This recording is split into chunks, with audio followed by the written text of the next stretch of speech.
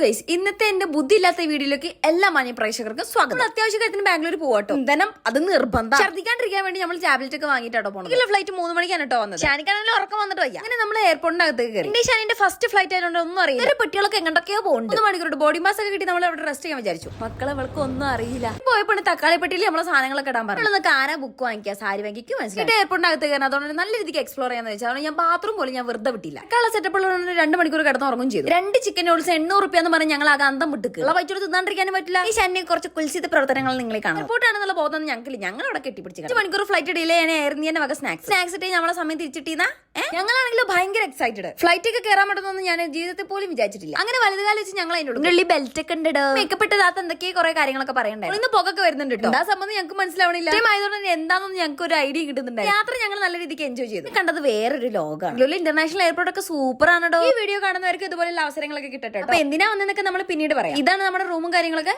അപ്പൊ ശരി, ബൈ.